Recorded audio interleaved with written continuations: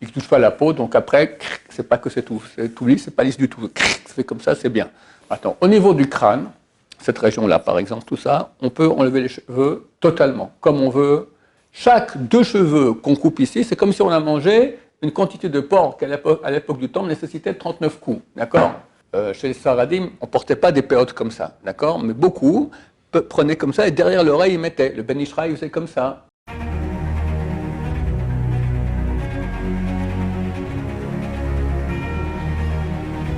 Ce cours dédié pour l'élévation de l'âme de Maurice Mordechai Ben Esther de mémoire bénie. Oui, la question de Samuel. Pourquoi certains juifs se font pousser les péotes? Les péotes. Donc les péotes, ce sont les cheveux qu'on met comme ça ici. Il y en a qui font pousser comme ça, d'accord? Il y en a qui font pousser, qui mettent derrière. Pourquoi faire pousser ces cheveux-là? Ok, alors la Torah, c'est une chose assez inconnue, mais pourtant qui est très très importante. Il y a beaucoup de lois concernant les cheveux et la barbe. On n'a pas le droit de se raser ici, avec une lame. Est-ce qu'on peut se raser avec un rasoir électrique? Ça dépend. Si la lame du rasoir électrique touche la peau, c'est interdit. Si elle ne touche pas la peau, c'est permis. Il y a certains rasoirs électriques qui ont été autorisés. Il y a un tribunal rabbinique à Bnei Brak du Rav Mordechai Gross qui dit quel rasoir électrique est permis, lequel n'est pas permis. En 2 mots, il faut que ce soit un mauvais rasoir électrique. Il ne touche pas la peau, donc après, c'est pas que c'est tout lisse, c'est pas lisse du tout. Ça fait comme ça, c'est bien. D'accord?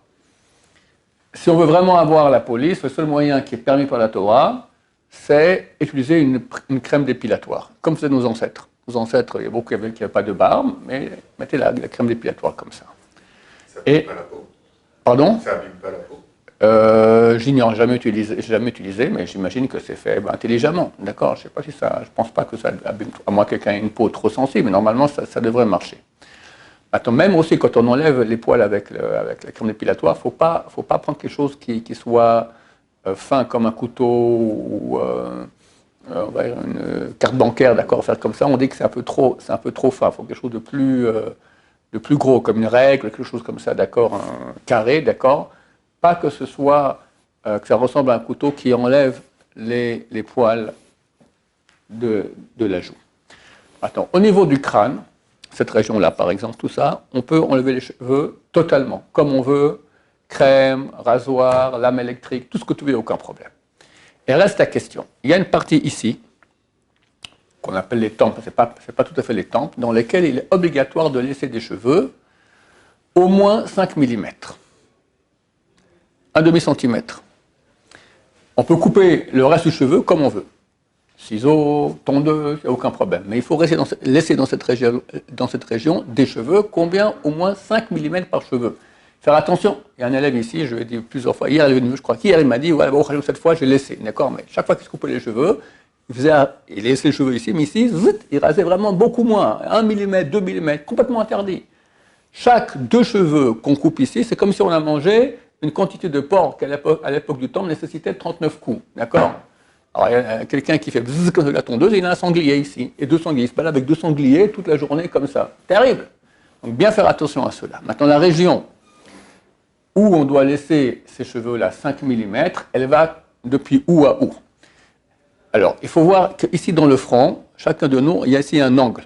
On a un angle ici, vous voyez, c'est lisse, après, tac, ça descend, n'est-ce pas? Depuis l'angle, tu tires une ligne droite, je vais vous montrer mon profil, jusqu'au-dessus de l'oreille. Vous voyez qu'au-dessus de l'oreille, j'imagine que je suis comme tout le monde, les cheveux font un rond, un cercle, n'est-ce pas? Il faut que la ligne droite aille jusqu'au sommet du cercle. Donc depuis l'angle qu'il y a au front jusqu'au sommet du cercle. C'est bien que ce n'est pas en ligne droite, même un peu courbé, un peu plus. Du point de vue de la loi stricte, en ligne droite. Et tous les cheveux depuis cette ligne droite jusqu'à un peu plus bas que le trou de l'oreille. C'est quoi le vrai point exactement? Jusqu'à la mâchoire inférieure. Quand vous mettez vos doigts ici, vous pouvez chacun mettre comme ça, et vous ouvrez et vous fermez votre mâchoire, d'accord?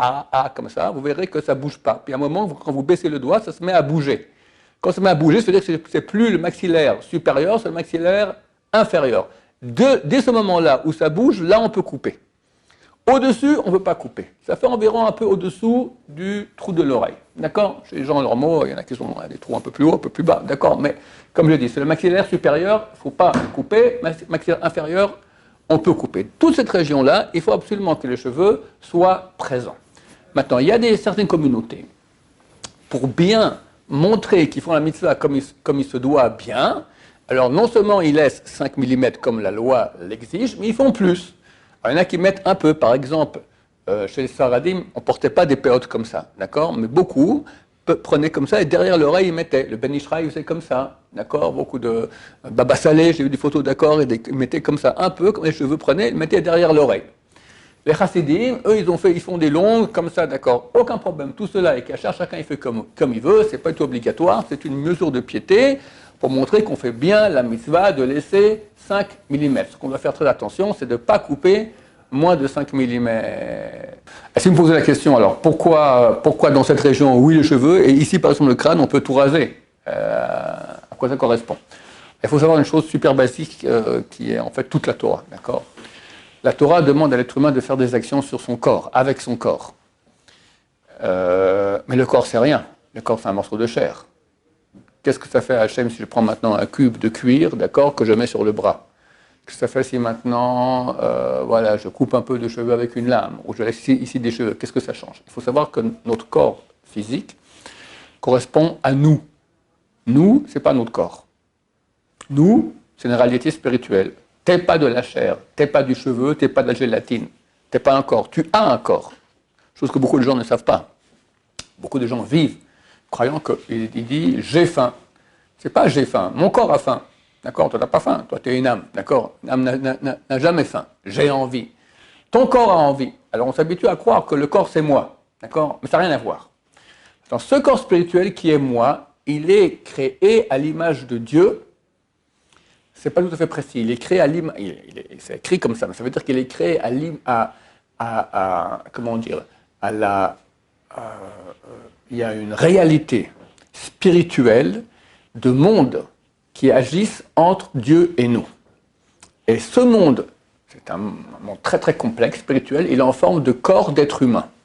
La mystique juive s'occupe de cela. Tu as des sphères, les trois premières sphères correspondent à la tête, après ça correspond au tronc, bras, etc., organes sexuels, les jambes, etc. Tout cela correspond à une réalité spirituelle. Et nous sommes créés à l'image de cette réalité spirituelle qui est la réalité par laquelle Dieu gère le monde. D'accord? Dieu, dans sa réalité ineffable et intrinsèque, on ne sait pas ce que c'est du tout. Mais il agit dans ce monde par le biais de cet édifice spirituel à l'image de Dieu et qui ressemble à un être humain. Et nous sommes faits à l'image de cet être humain-là spirituel. Donc, tout ce qu'il y a en nous, tout ce qu'il y a dans notre corps, est en fait dans notre corps spirituel. Maintenant, il faut savoir que le flux de Dieu passe beaucoup par les poils, par les cheveux. Le Zohar HaKadosh, il parle beaucoup de la barbe, d'accord? Il y a 13 parties de barbe différentes qui agissent différemment. Les nuits de Shavuot et les nuits de Hoshana Rabbah, qui font la veillée. Et on lit le Tikkun. Puis après, s'il reste du temps, on lit le Zohar. Quelle partie du Zohar? Une partie qui parle exactement, on appelle ça la Hadra, qui parle maintenant de cette réalité spirituelle de Dieu, de cette image de Dieu. Et là-bas, on parle des cheveux, comment ça descend, par où ça passe. La barbe, elle correspond aux 13 attributs de miséricorde d'Hachem. Hachem, Hachem, Kel, Rachum, Vechanoun. Le Zohar va expliquer chaque partie de la barbe. Ici, tu as une partie, ici, tu as une autre partie. Après, tu as la moustache. Après, tu as ici le chemin. Après, tu as les pommettes. Après, tu as la partie extérieure de la barbe, l'intérieur de la barbe, entre les deux, tout ça. À quoi ça sert? Tout simplement, Dieu agit dans ce monde par le biais de cet édifice spirituel qui a aussi une barbe, qui a aussi des cheveux. Et nous, maintenant, nous comportons avec notre barbe, avec nos cheveux, par rapport à cette réalité. Et là-bas, les péotes, c'est une certaine réalité, les paillettes, d'accord?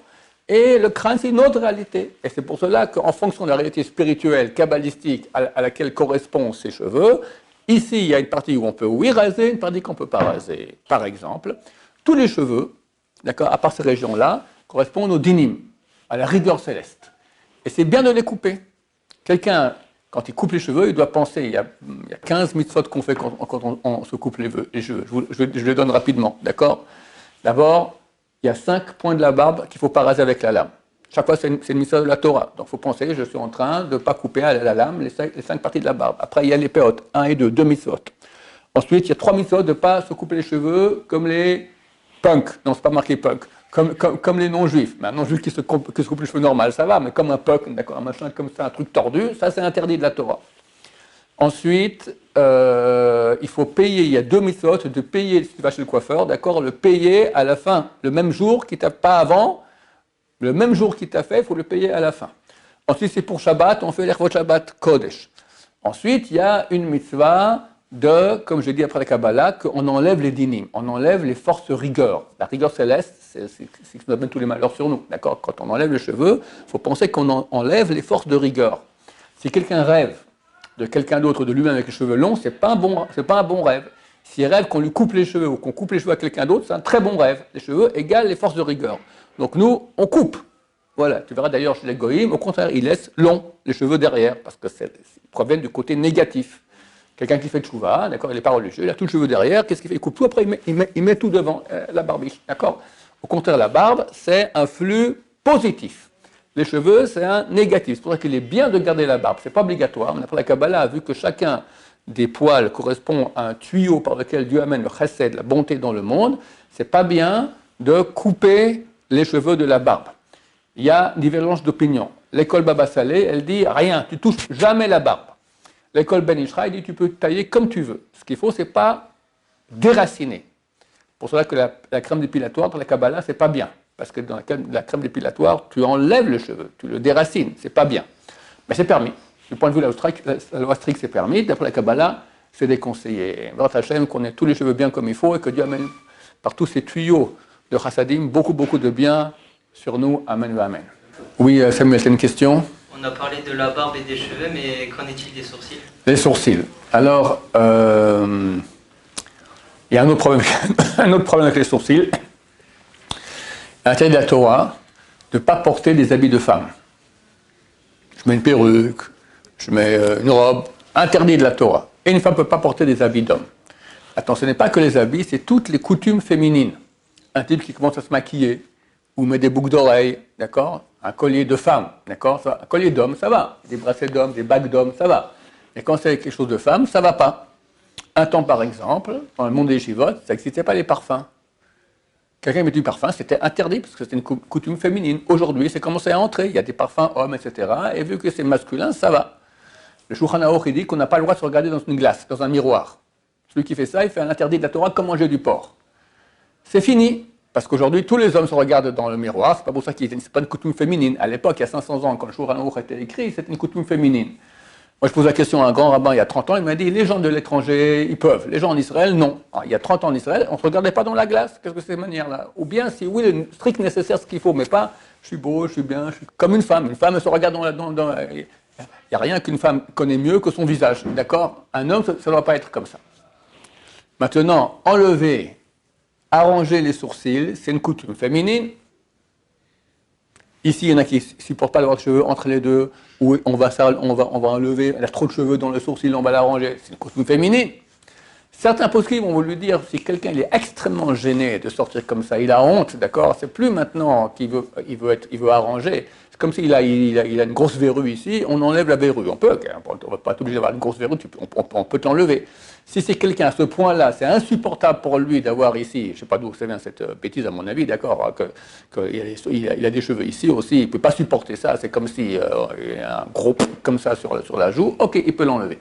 Mais pour les gens normaux, c'est interdit parce que c'est un autre interdit de ne pas avoir une coutume féminine. D'autres questions, messieurs? Moi j'avais une question Oui. sur la lame. Oui. Est-ce qu'on a c'est permis d'utiliser la lame juste pour tailler, on va dire, là-bas? Tu peux, mais il ne faut pas que ça touche la peau. Par exemple, moi-même, je me taille la barbe, j'ai une tondeuse, d'accord, mais j'ai attention, comme ça, faire très attention de ne pas toucher la peau.